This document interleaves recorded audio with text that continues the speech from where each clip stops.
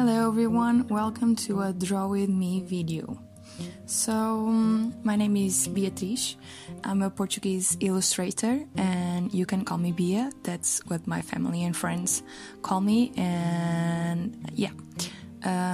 Today I'm going to draw with you some simple drawings and yeah, let's have fun. I want to draw more in 2020, that's one of my goals. I know it's a lot of everyone's goals, but I really want to improve my skills, my characters and my backgrounds. So even though they are simple drawings, I really want to improve all of the techniques. As you can see, I couldn't decide on the materials, and yeah, I put everything on the table from pens to pencils, gouache and a little bit of water. I'm going to start drawing. I don't care a lot about a simple drawing because I always erase it so that I can paint and you don't see the lines. I already told you who I am. I'm an illustrator. I'm still a part-time illustrator.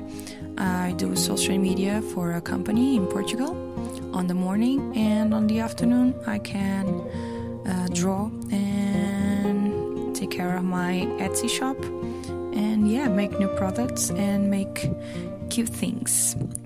I always say that I make cute things with watercolors. I only recently started to use digital and I'm having lots of fun with it.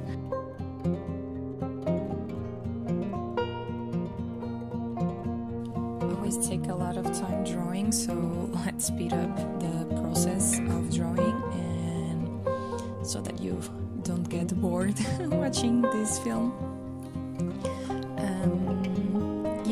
Some time ago I wanted to film this video for a long time now, but I always keep postponing it. I don't even know exactly why, but it's happening now. So a few months ago I asked on Instagram a few questions that you might have and wanted to ask me, so I'm going to use this video to answer them. And yeah, let's go. So the first question was, where do I get my inspiration from?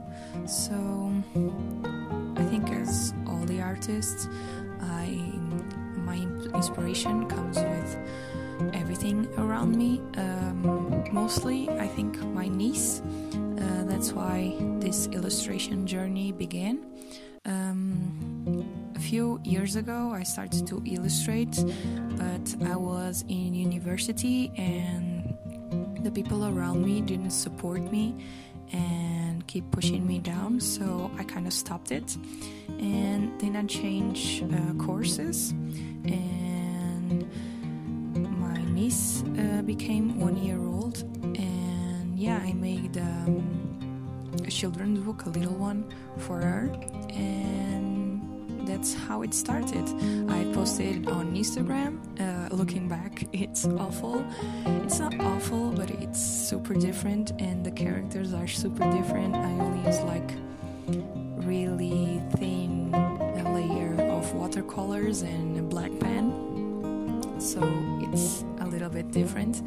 And yeah, I started to get like commissions for doing portraits for another people, and yeah, then I kind of gave up again.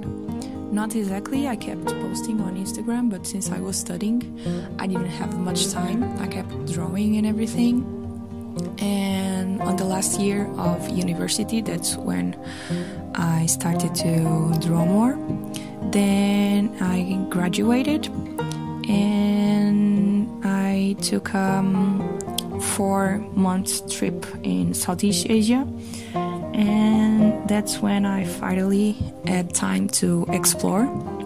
Before, in my head I was like, it's impossible to be a freelancer, especially as an illustrator, where do I get the job where no people are going to pay me like a full month worth of money to draw things?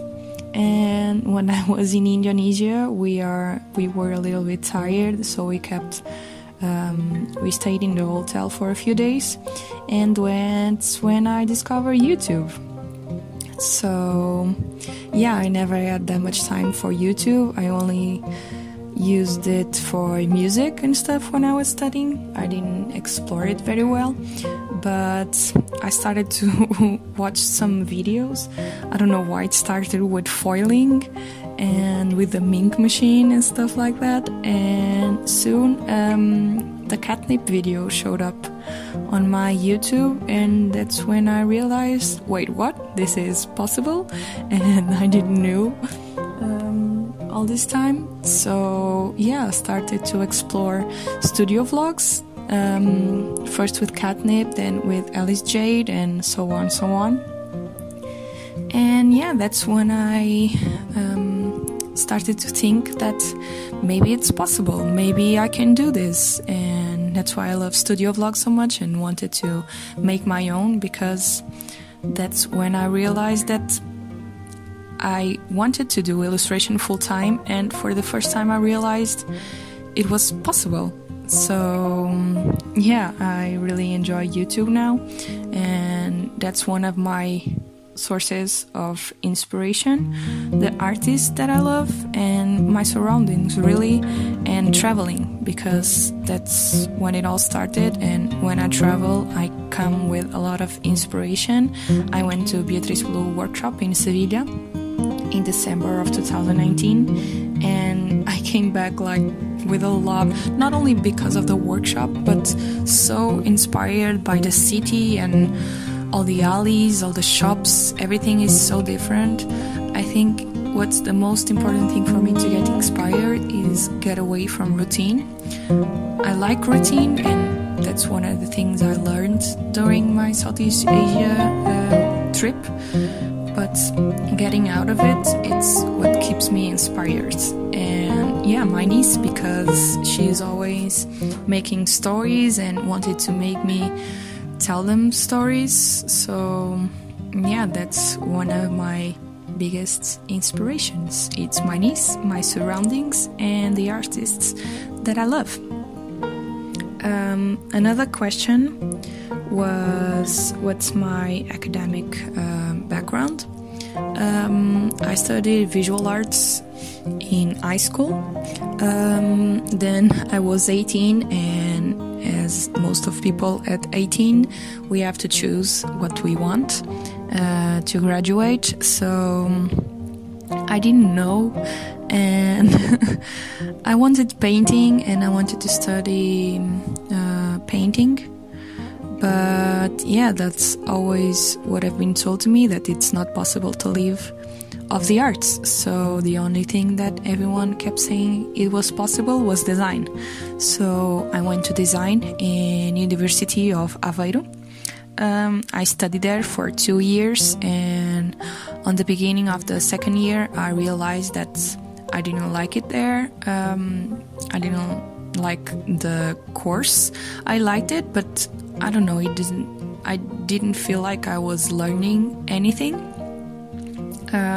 So in the end of the second year, I changed to Tomar, and I studied conservation and restoration of arts, which is nothing what I'm doing now, but it's still one of my passions. I really like the field. I like the investigation part. My final project was to do investigation in a painting in Goa, India, where I did an internship for 2 months. So yeah, I really love it, but I don't see myself doing the job, and because really my passion is illustration. So yeah. Someone asked what's the message that I want to send with my work and what I want people to feel.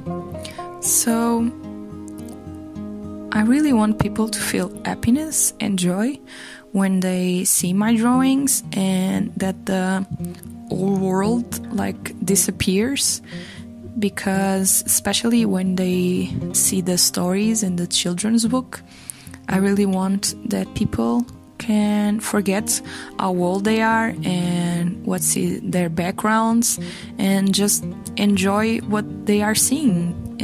That's why I like to make cute stuff, because they make me feel good, so I believe they will make all the people feel good.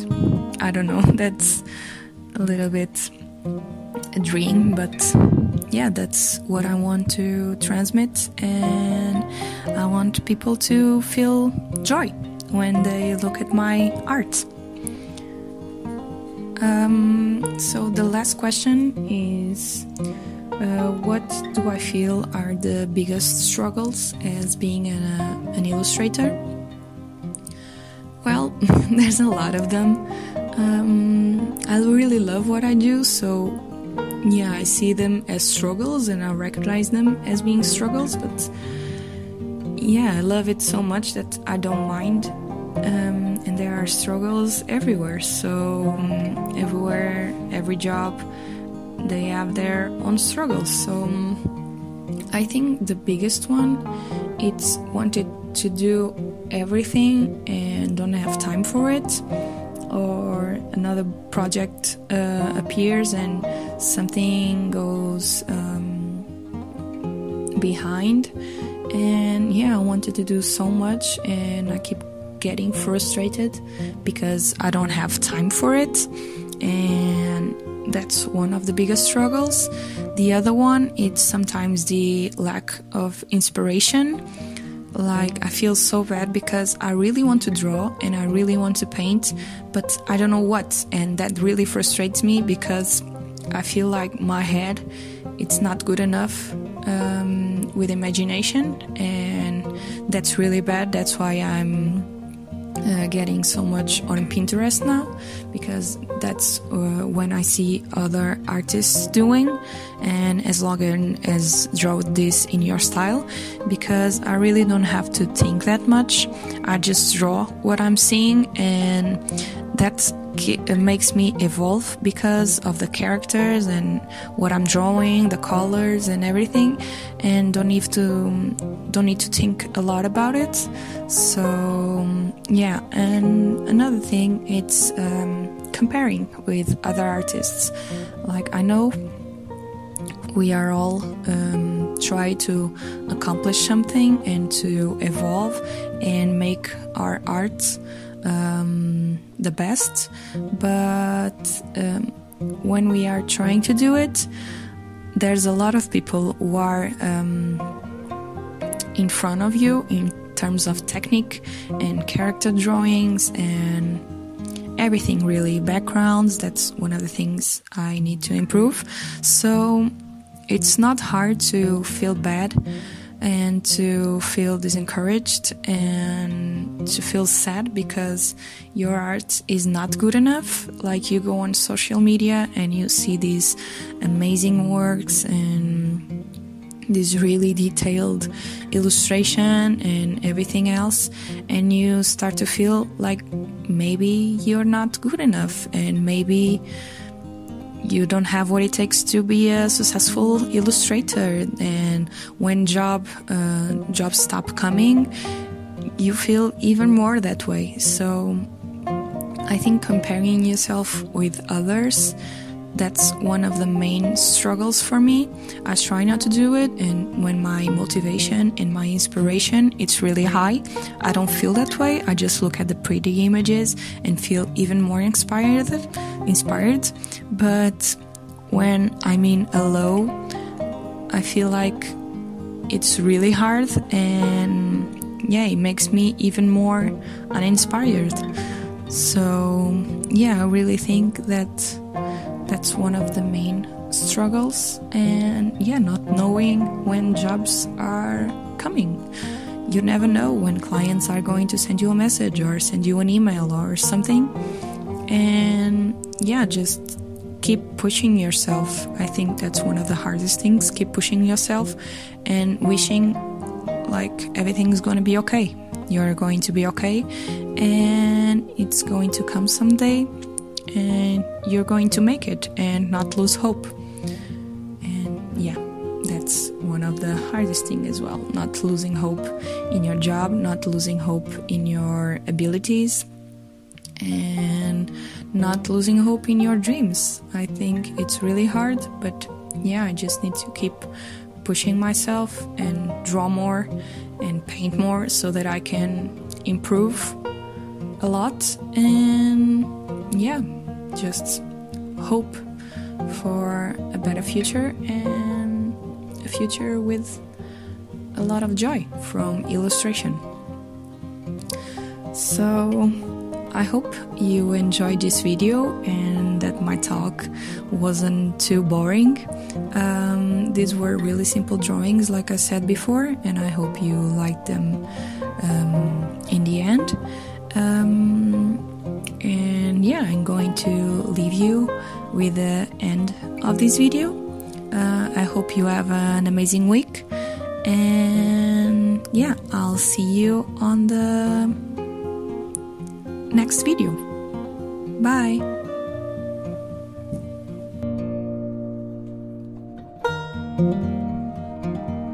Thank you.